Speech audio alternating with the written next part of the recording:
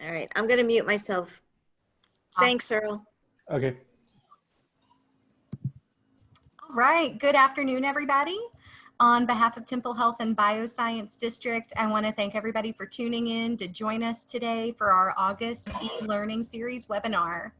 Today we've got Mr. Earle Hager, managing partner of the Neutrino Donut, which is a consultancy focused on management and commercialization of science. He's worked extensively with corporate R&D groups and introduced products to organizations.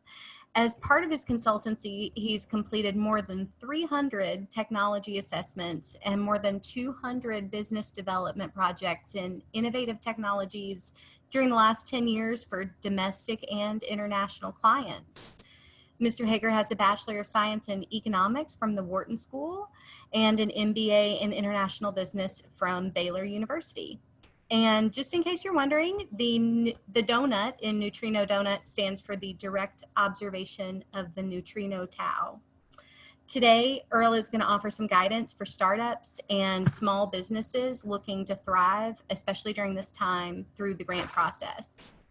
And before we dive into today's webinar, I invite you all to mute yourselves during the presentation, but please utilize the chat box to ask your questions, and we'll engage Earle for a little Q&A later. And Earle, feel free to take it away. Good morning. We're going to talk about the grant process as part of the planning of market entry and using grants as a short-term validation of your idea and your technology, and basically how to enter the market. So the first chunk of this is going to be the initial planning. The second chunk of it is going to be taking you through the SBIR process. As you have questions, feel free to put them in the Zoom group chat. I'll either answer them immediately if it's something I'm not making clear in my presentation, or we'll get to them all at different stopping points. I'm pretty flexible in how that's going to work. So getting started today. That's my contact information. I lived in Austin for 20 years and moved to LA about 5 years ago. And I'm now in West LA in Culver City, California, which is as cool as you think it is because I'm about 4 miles from Venice and Santa Monica beaches.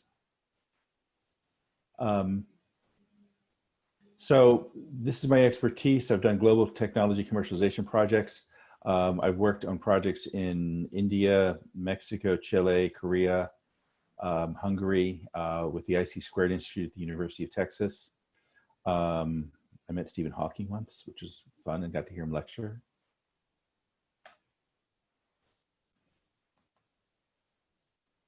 The Texas roots for my company, that's my wedding picture. It'll be 20 years this November. We got married 2 weeks after the 2000 election, and they were the protesters in front of the governor's mansion. We made the national papers. We're very proud of this. So anyway, I'm a former IC2 employee, 20-year resident of Seguin and Austin, Baylor MBA. My favorite barbecue is the Luling City Market. And I know that when I'm driving across the 10, I can stop in Goodyear, Arizona for breakfast and pick up dinner for LA that night, which we've done a few times.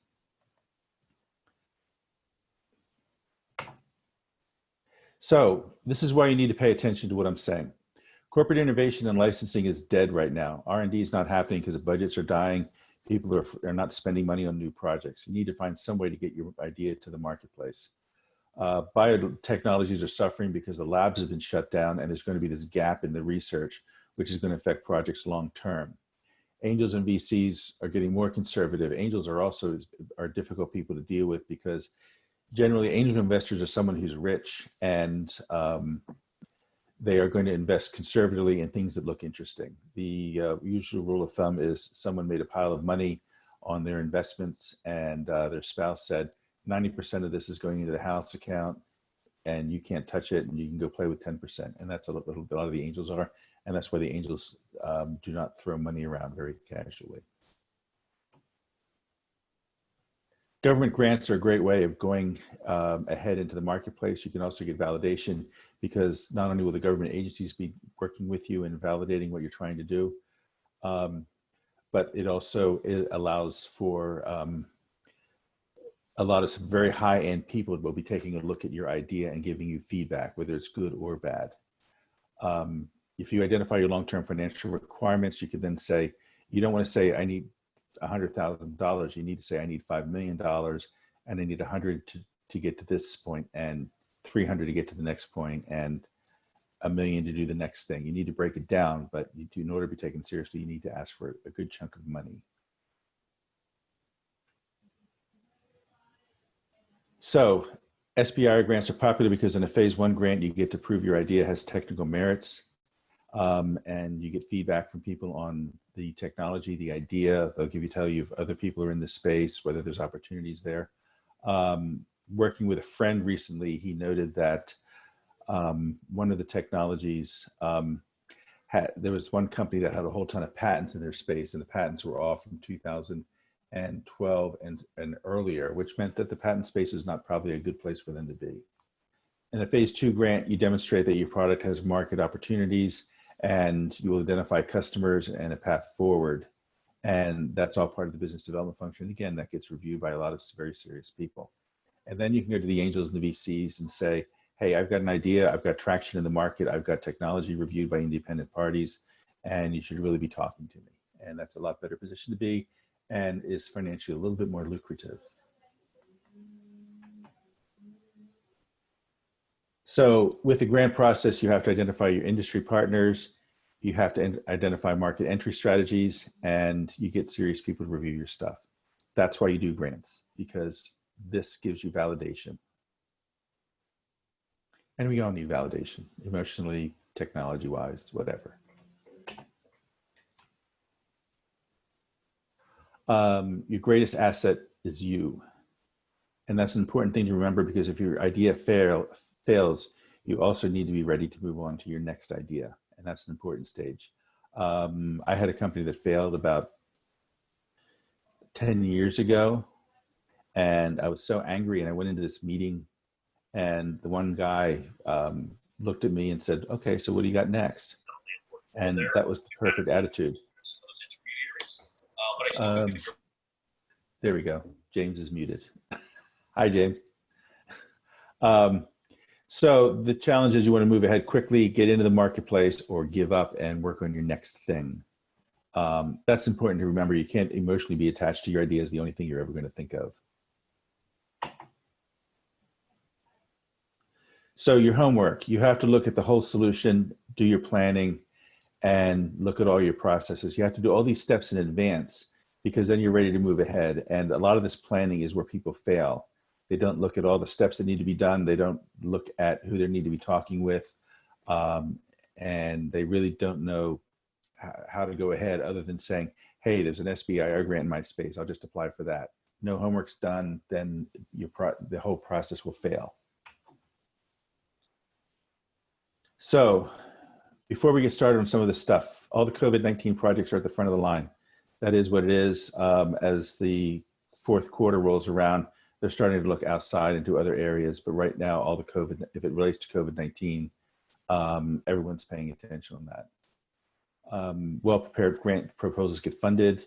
And the other neat thing is that you got a lot of really good feedback from people, which is a little bit more than just, we're not reviewing it, but you'll get feedback to say, please fix the following things. And if you fix these things, we can fund you. So this also gives you a chance, if you're dealing with patents, if you file for a provisional patent, which is an inexpensive patent, it's the initial patent, you can file for the provisional and file for a grant at the same time. And then by the time the SBIR grant information comes around, you'll be able to make a decision on whether or not you want to go ahead and spend money on the full grant. I'm sorry, the full patent application. Hi, thank you. Hi, Roya, can you mute, please? Hi. Coordinating the provisional patent application with the grant application is a good way of managing the money, so that you put only a little bit of money into provisional, and you can put a lot more money into the full grant, the full patent application. So the grant application process has an aggressive time frame. How you do well is you find partners and you find people that will help you take it forward. This is really important when you're dealing with science people And the science people need to understand that they understand the science, but the process of entering the market is a different thing. When you have a medical device, you have to design the device. You have to figure out what the device is going to look like.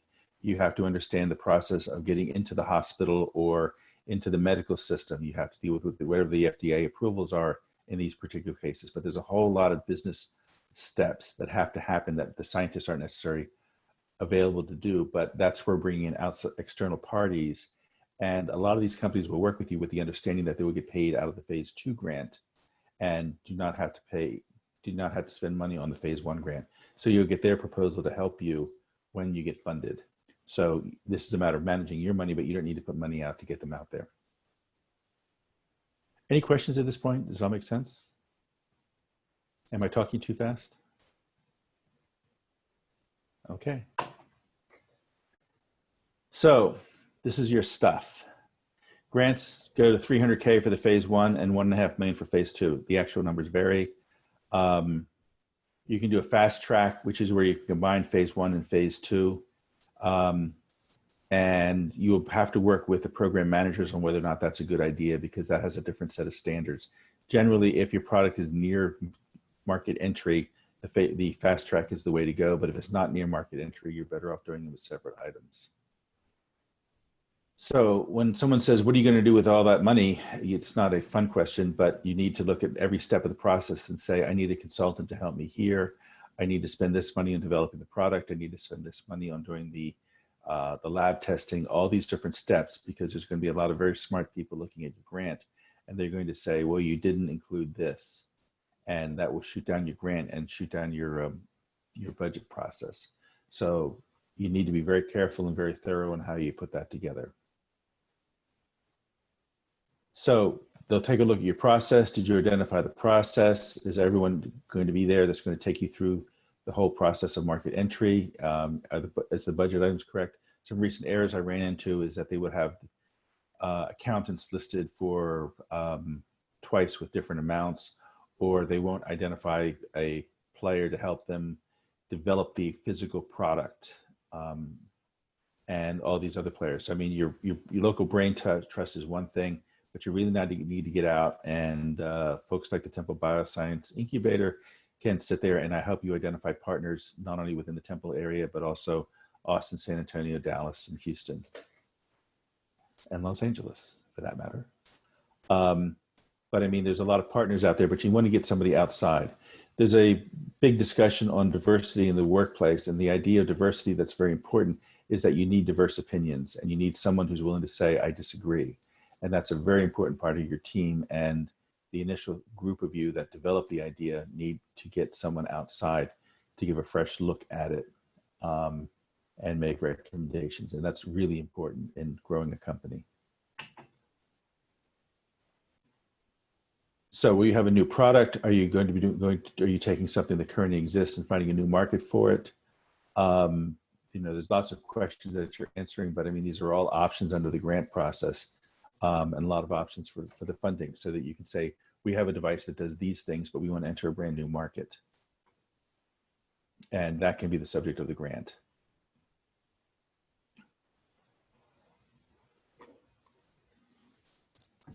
So what does it take to enter the market, and how are you defining it? The market entry process, again, is a very critical part in that. Is there validation? Are there people you need to be selling to? Again, moving back to the medical part of the world, hospitals buy from buying groups. Do you need to work through those buying groups, for example? Do you need to have different levels of certification? There's a group called NSF.com, I believe it is, and they basically certify water technologies for local governments, and they validate that the technology is real and the NSF stamp is actually valid, in getting things out there. And there's lots of outside help that is available that can help you advance your grant. And you need to aggressively look for these people. So aims is a really important word in all this. Aims is where you say, these are the things that we need to prove in phase 1 that the idea works. And it's going to be important that there's numbers. They've got to be very specific in your aims by saying, we want to reduce the pH level to this point. And the people that are reviewing your grant are going to decide whether or not that's a legitimate goal, and whether that goal is enough of a reach to make a difference in the marketplace, and whether or not it's achievable. So you'll have 3 or 4 aims, but they need to have numbers attached to them. Numbers are always important. You can always debate numbers, but the vague standard of we want to improve something is not acceptable. So you need to develop your aims. So in a phase 1 grant, you say our aims are to do these things on the technology. A phase 2 part where you're trying to do the commercialization, you want to say our aim is to put together the product at a cost of $9, for example. So in the end, you develop a 1 or 2 page summary of your idea, a non-confidential thing. Do not call people up and ask them to sign a confidentiality agreement before they talk to you. They will not like you. The best line I ever heard on that was, I have too many of my own problems to be stealing your problems, which is actually true. When you're dealing with people, large corporations and science people, it's always good to include the scientific papers, because science people hate the one-pagers. Summaries, they will read it, but I mean, if they can get this, read the paper behind it, they think that's cool, and that helps the story. So there's 2 kinds of people that are going to read it: the science people and the business people. The gatekeeper, as it were, the business person, is going to say, we're doing work in this space, and now I want to talk to our science people to see whether this is valid and whether this is of interest. The important thing on writing these things is you have to assume that the person you're talking to is an expert.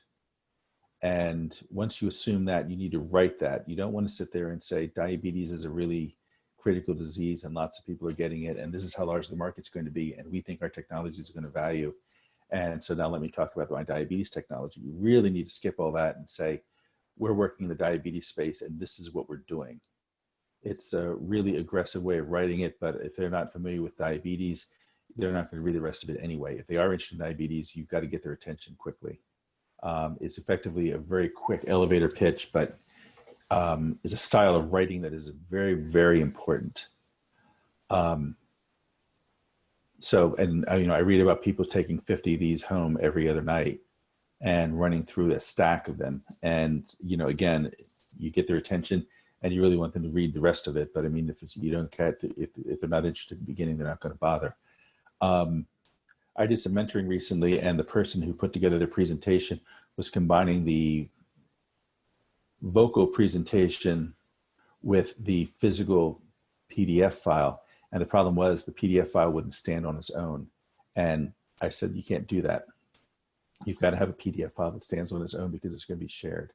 So, I mean, the dramatic putting of 43% in a single slide, because that was important, was kind of useless because nobody knew what he was talking about. Everybody good so far?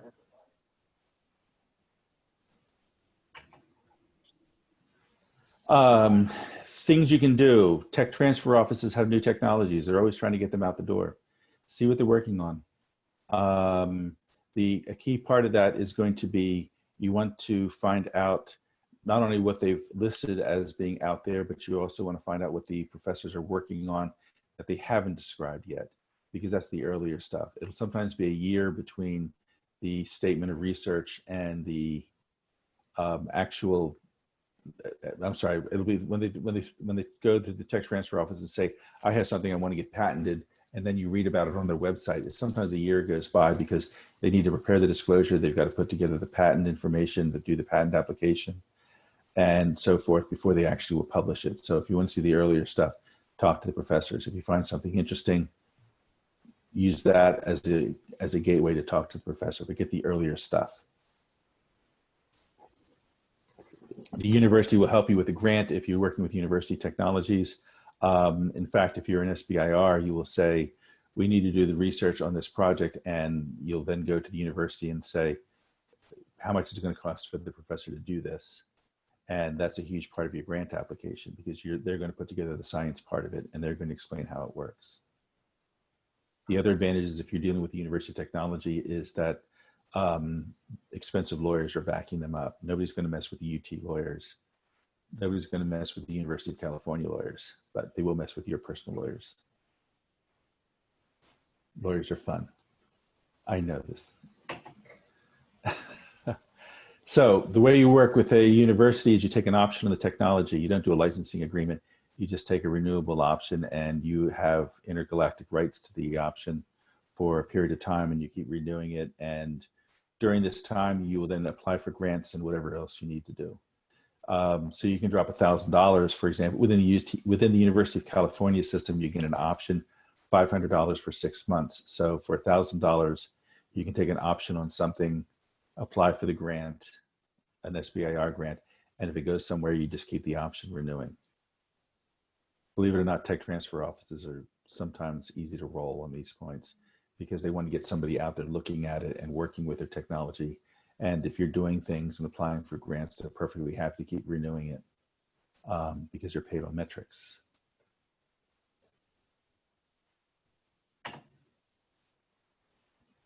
So finally, we get to the SBIR section. Questions to this point? Was this valid for people? Yes, no? Earl, we don't have any questions coming in yet, but I think things are going great. All right. So the SBIR program, the United States government sets apart 3.2% of the research budget for all agencies to work with small businesses. There's a huge program that's set up with experts, review processes, et cetera. It is such a big deal. It creates jobs, it creates research funding. It's key to universities, it's key to new job development, and nobody messes with it because it is so important and so much of a moneymaker for everybody. So this is the basic program. To start the process, and by the way, Mary can share a PDF of this, but these are the links. But there's a list of government grants, there's a list of SBIR grants, and there's a list of people who have awarded SBIR grants online. And this slide links to each of those items. So the funding is, you set up a startup company. A small business is defined as under 500 employees, and that 500 employees means all interconnected companies, which means Monsanto can't set up small businesses.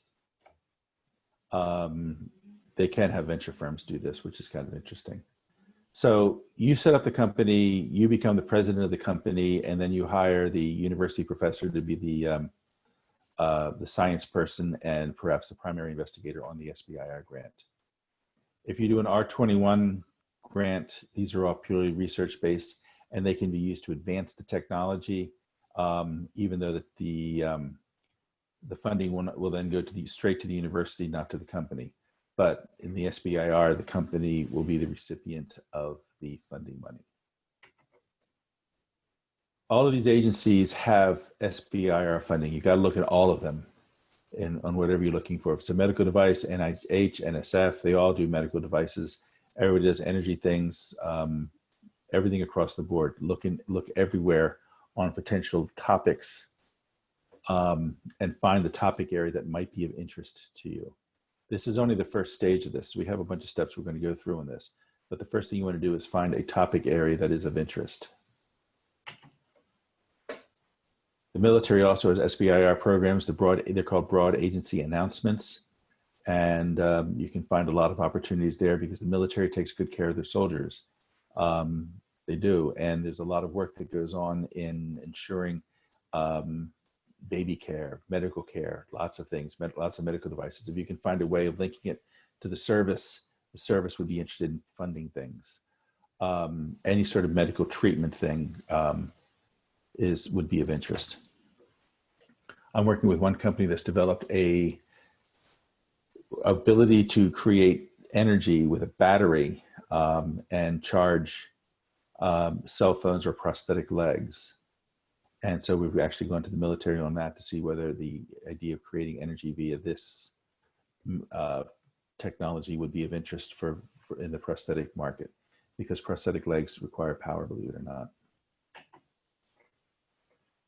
not. The Army Research Lab is out there.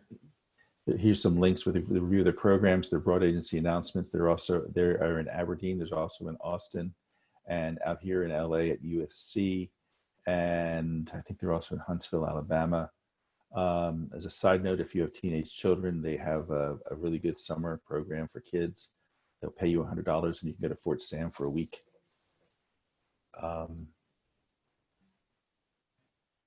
And Roy's question, some R21s and R01s indicate small companies can apply.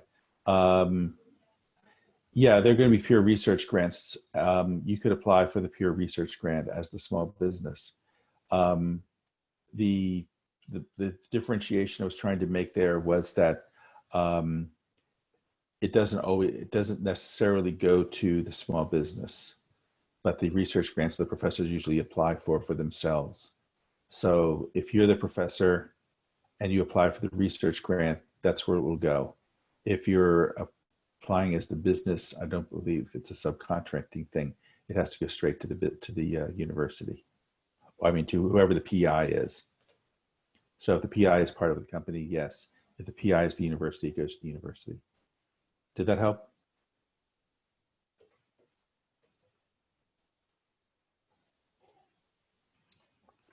Okay. I think I'm covering this later on, but I'll cover it now anyway. The universities have an overhead rate, and generally it's about 55%. So if you're working with a university and they say it's going to cost $100,000, it's actually going to cost $150 because they're going to charge the overhead rate against that. And generally professors say, I need to have 2 grad students work on this, and that's how they would decide how much it costs. It's going to be grad students. And grad students are about $50,000 each. So there's a thing called a pay line. That's an important word to use, just like the word aims was used. The scale is 1 to 100. The lower the number, the better the results. So if you're under the pay line, your project gets funded. If you're over the pay line, generally the pay line will come in around 28 or 29, but at the same time, they'll take a look at everything up to like 38, 39. They'll go 10 points higher to see if they missed anything. But that's how the pay line process works. If you're under the pay line, you're funded. If you're above the pay line, you'll get feedback and say, these are the things you need to work on. And then the military is free to ignore the pay line if they think it's important to their mission.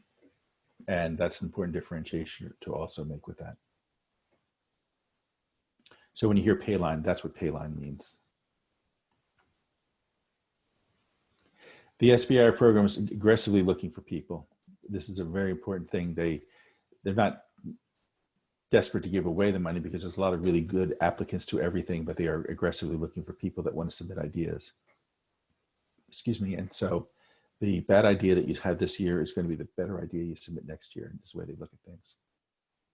So there's some online tutorials from the SBIR programs, DoD, and they also have road shows where they will come out and visit. Austin's always a favorite place for people to visit, at least back when people were visiting. And also the Army's Features Command is also located in Austin. So there's the difference between SBIRs and STTRs. The TT and TTR stands for the Tech Transfer Office. So if you're a small business and you're setting up a small business, you're going to be SBIR. You should plan on being an SBIR for the most part, unless you're part of the Tech Transfer Office. And there's the idea is the funding, and there's just a lot of money that are out there.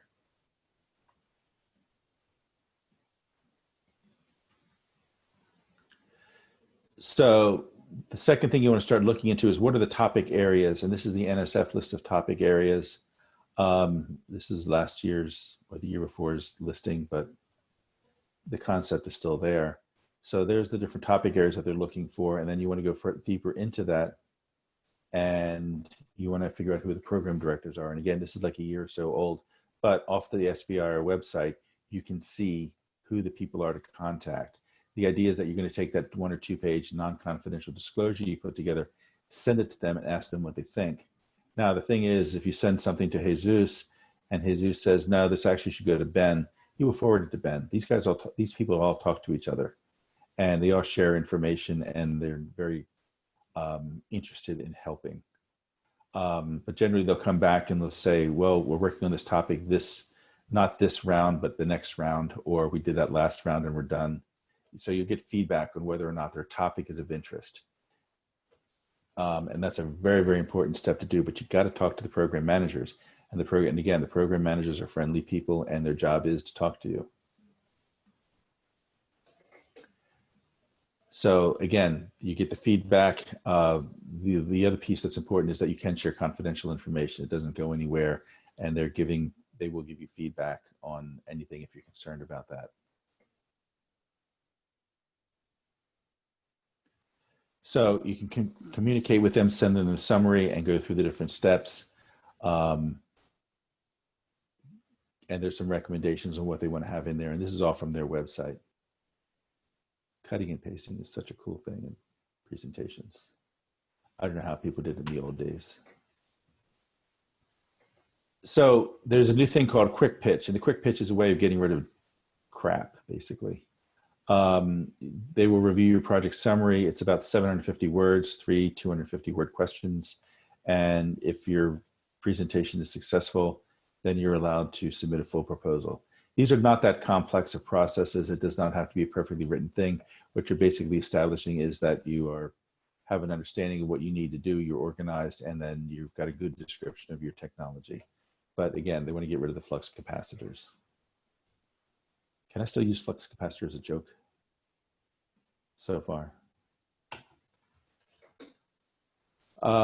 There's a new process called Drive. It's a way of connecting to different business incubators throughout the country. They have an accelerator network, and they basically want to connect with all these different incubators that may have access to angel and venture and licensing funding, but there's different ways. They're trying to do different experimentations on how to get things out there, how to get them funded from not only the government sources, but also private sources. The advantage being if the government says this is a good idea and we're giving it 300,000, then the angel investor might say, I'll kick in another 2. But they are very smart people and they're very aggressive. The first head of the Small Business Association was Linda McMahon, Vince McMahon's wife. And now it's somebody else. So after your technology has been sent to the program, after you've been screened and you put together your full grant, and the grant review process is such that it's generally 3 or 4 times a year, and the day that the one program ends is the next day the new one starts. So they're continually cycling them through. So I think there's a big deadline coming up around September 6th or 8th, and the day after is the next cycle, and that's all due in early January. So you get 20 reviewers in a room, people look at the stuff, they all give feedback in different areas with various roles of expertise, and the large group votes on the grant and sends it back to the agency for review. I'm on several of these panels. They are a lot of fun, actually. But we take a look at it. Generally, there's 3 people on the NIH side of things who are putting together a summary, and then the entire table votes on it. And the important thing to understand is that nobody can really derail or push through an idea. If everyone puts it in the 3, 4, or 5 as the score, someone says, are you outside of that range? The word's going to come back and they're going to say, well, why did, whoever listed that as a 7 or a 1 is going to have to explain why they see it differently. So there's a lot of attention given to the people who have different opinions, but it's a pretty broadly based group of people. IRB is part of the animal testing process, for those of you who don't know this. And again, conflicts of interest are quickly managed. If you know the person or you've worked with that university or that group of people, then you step out for that grant review and you don't get to see any of the information. That's very important to their process.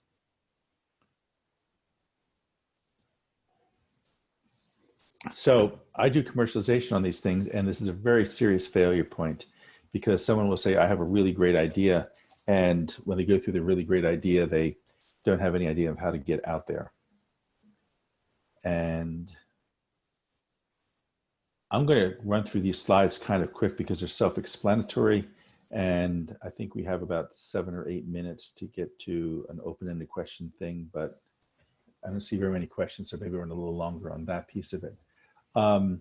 when you're looking for customers, you have to identify people by name, by company. You don't go out there and say, I'm going to contact DuPont or Dow or Bayer Monsanto. You got to say this person.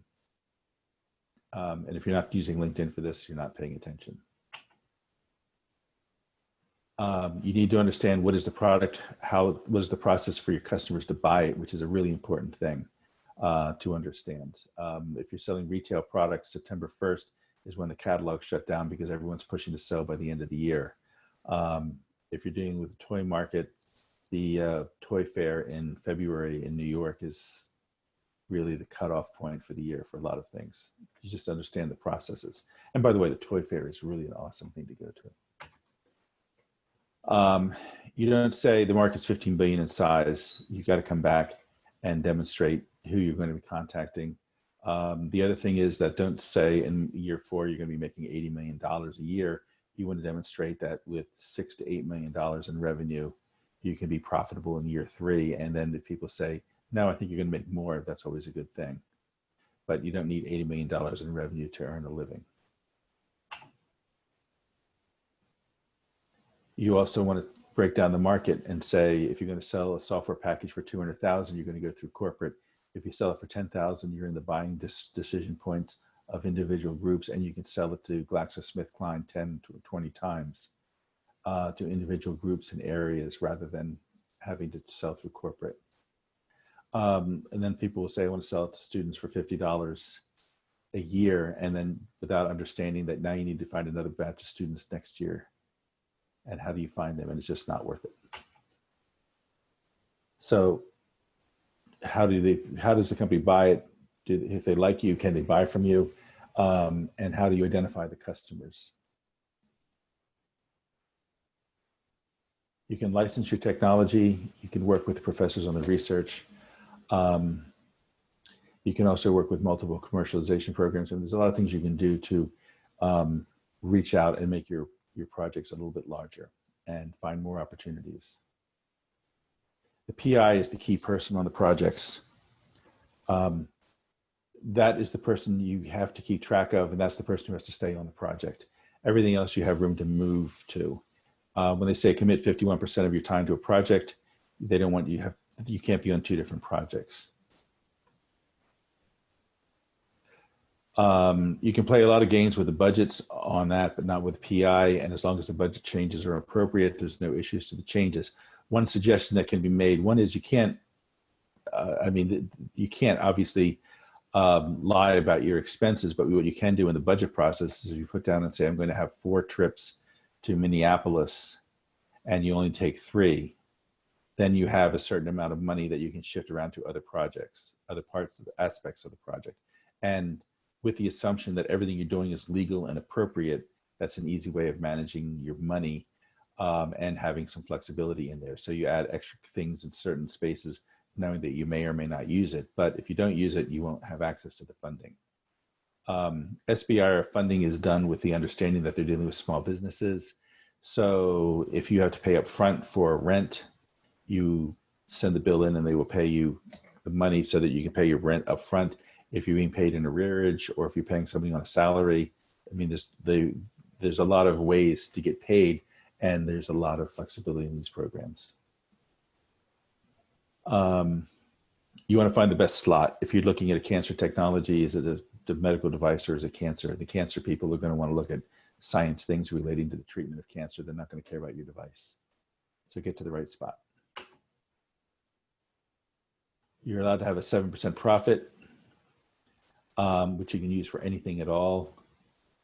And you're allowed to have a 10% overhead. The university overhead, which we talked about before, UT is 58.5%. There's an I-Corps program that helps you with your business development. They'll give you $50,000 for marketing and biz dev. It's a good way to get feedback. It's a good way to meet with customers. And it's a good way to take your $50,000 and hand them back 15,000 of it for the overhead of running the project. So you actually only get 35,000. But we're not bitter. So on the back end, there's a thing called TABA. TABA is a business assistance program. You get $5K, and this is part of the budget for phase 1 projects and $50K for phase 2. It basically helps you identify markets and do business development, and you can choose a partner. hi, that's me, as are a lot of other people as part of your application process. This money is paid out only if you get the grant, but it's something to consider as you're working with different programs and the word TAVA pops up. So the form, when you're doing your grant application, the form is tightly formatted, get to the point, follow the fonts. If you've got to basically deal with everything that they're asking for and follow what they're saying, because there's a giant stack of well-qualified applicants and you've got to figure out how to get yourself viewed as one of the best ones. They also have pitch days in the, so you can be doing an online pitch or a physical pitch in front of people and get feedback. Do you know, India will match research SBIR funding. So you can take $300,000 and then they will match $300,000 for India testing. So if you're doing medical testing, you can do some of it in the US and some of it in India, but you just doubled your money. You can also move to Buffalo, New York, and you can also move to Kentucky. And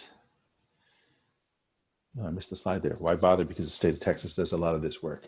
How do you negotiate indirect costs? The indirect cost from the university is a non-negotiable item. Basically, the University of Texas will sit down with the federal government every year and say, here is the cost for keeping the lights on, the buildings, the grad students, the lab space, all the different things associated, and they will negotiate back and forth, and the federal government will say, your overhead rate is 58.5%. They cannot offer anyone a lower rate than that. That's totally off the table. If they offer somebody a lower rate, they have to offer the federal government a lower rate, and boy, that's just not going to happen. So the answer is you can't. The overhead cost, 7% is the profit. There's also an overhead rate. There's a thing called de minimis, which is 10%. If you do a 10% overhead rate, they're not going to ask you questions. If you do a 20 or 30% overhead rate, you're going to have to document what you're doing, and you leave open the possibility for an audit.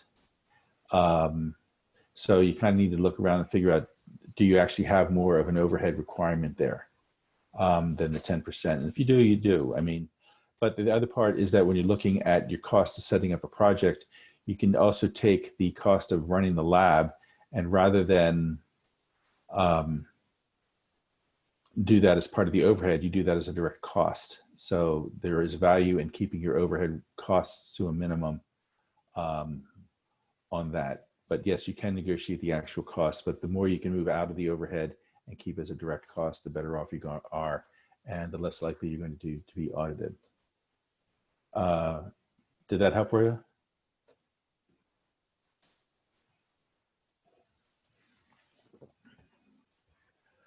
Let me go back. Companies with IP get purchased. You need to have IP. Honestly, this is what it all comes down to, is if you have IP, they'll buy you out. Once you apply for a patent, once you do a provisional patent application, you're effectively published and potentially can cut a deal on that. Once you do the full patent application, same thing. They may buy you out at that point. You don't need to receive the patent because the patent takes 2 or 3 years. But if you have IP, that's how you get purchased, because that's the value you give to other companies. Things to read. The Structure of Scientific Revolutions is a good philosophy of the whole process of different changes. Kind of proud to say that my daughter's a freshman at Berkeley, and she had to do a report, and this popped up on her list of things that says, here, take my copy. And suddenly Dad was a genius, which is always cool. Grunt is a really cool book about military and how the military takes care of soldiers. There's a lot going on in like Natick, Massachusetts with the uniforms to make sure that the uniforms can be cleaned or burn proofed or blast proof or will survive, moisture and a whole lot of other things. But it's a fascinating book. The Art of War is less about war and more along the lines of the fact that you need to do planning. And if you look at it as a planning book, it's a fascinating thing. You want to argue your ideas on a area where it's more interesting to you and more valuable to you. If they're arguing cost, you want to argue quality. And if you can make a difference in quality, you can change the conversation. And finally, the original Bible on the art and science of tech transfer was written by Phyllis Spicer. And so if you're in the tech transfer area, that's an excellent book to read. So now what? Create your technology plan, create your non-confidential disclosure, identify your target areas. That's your homework. You got to do these things to get started. If you don't do these things, you're not going to be able to start talking to people. Review the tech information, sit down with your brain trust, and talk about what you're trying to do and figure out what your next steps are. This is all planning that has to happen on the front end. And what is the problem that everybody wants to solve? You get SBIR grants are not given to technologies, they're given to the application of the technology. You're solving a problem. You review your funding opportunities, talk to the program managers, see whether this is a topic of interest before you start writing a 50-page proposal. Don't lose your nerve. This is a chessboard. It's a legitimate chessboard for the mostly, but this is real. And the reason it's real is because the white knight advanced and then retreated. You don't want to lose your nerve. Move ahead. Don't stop. Forward, always forward, as George C. Scott said in Patton. It's always planning. Trust the process, even if they fired the coach yesterday. So, questions. We have 12 minutes. I'm also available to talk afterwards or via email or phone calls. I'm in LA and I start early in the morning, but questions for anybody?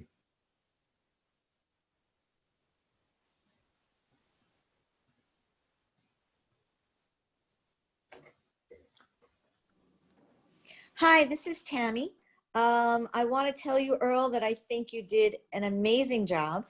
I love all the links that you included, and I think you gave some really, really great information.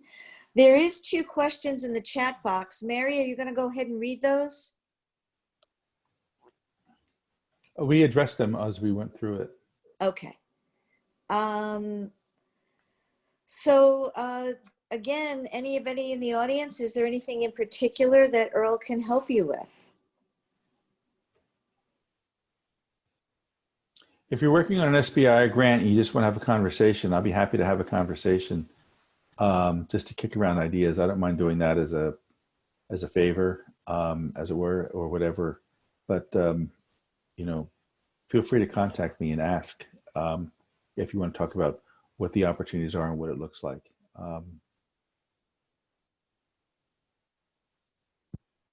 And we also want to let everybody know that today's recording is going to be available on the Temple Health and Bioscience District YouTube channel and also on the website at templebioscience.org.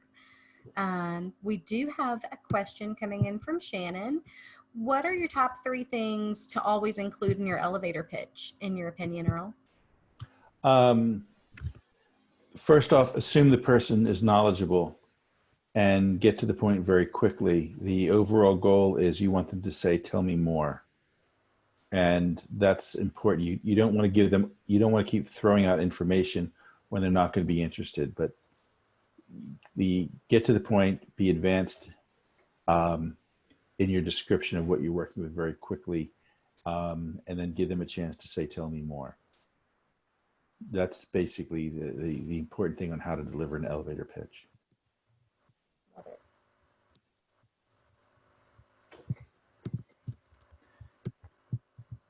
Is this Shannon from ATI?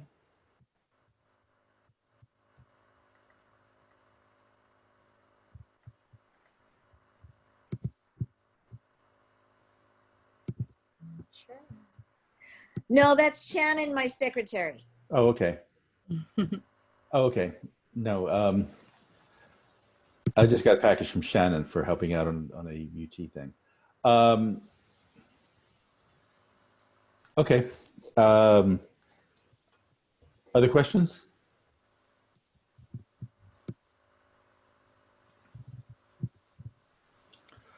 The best way to advance is to get a university research partner when you're developing the SBIR grant, because that proves that there's some meat behind your SBIR grant.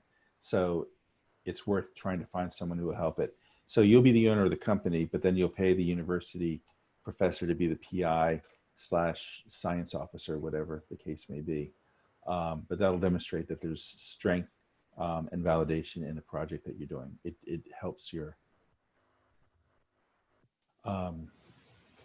it helps the quality of your grant to have the university partners. Now, a lot of times the professor will try to do it as a consulting arrangement, which will remove the overhead. However, the head of research usually is as the decision maker whether that's going to be valid or not, and they usually shoot that down. The other thing is, and I had this conversation with another company in the last week or so, is they wanted to hire the professor and have another lab be doing the work. And the thing was, is if you sit there and say, well, we're not going to pay the overhead, but then you figure in the cost of adding the lab and all the other things, there really wasn't much money being saved, and you were better off working for the university. Reaching out, you have to reach out, Tammy, to the SBIR folks in advance. You need to say, here's my 2-pager, here's my idea. Is this a focus of your current cycle? And are you the right person to talk to, et cetera? You need to do those things before it, and then before you even start typing a 50 or 60-page proposal. So yeah, absolutely. The beginning set of the slides was talked about the whole process of how you reach out to these people, what you need to be prepared to do in advance, but you need to do that before you get started.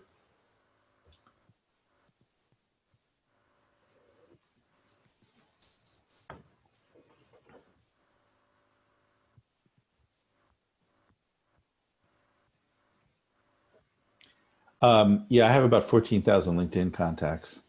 When I was at UT, the people were like, wow, why do you use LinkedIn? And then, you know, when someone would ask me a question like, I need 50 people that know something about algae and ballast water, I would say, like, well, here you go. And I would put the list together. But that's a very key part of this. And by the way, if anybody wants to send me a LinkedIn invitation, I'll accept it.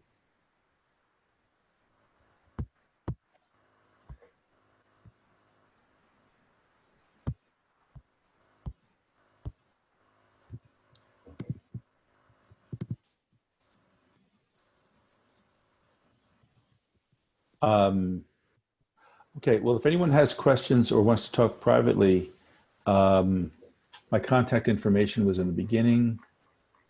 I will put it out on the screen again.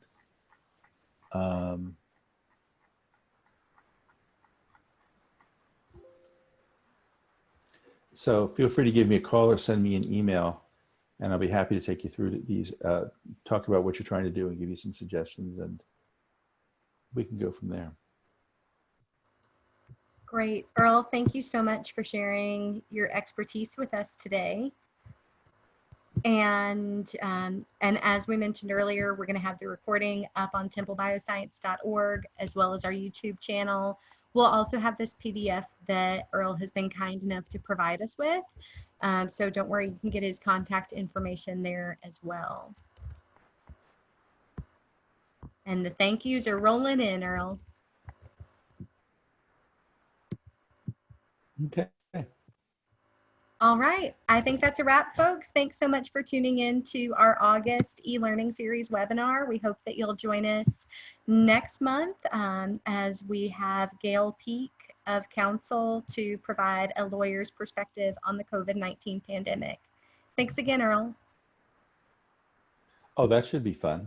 Yeah, join us, please. Thank you, Earle. You're wonderful. Okay. Appreciate it. Sure. Take care. Bye, everyone. Bye.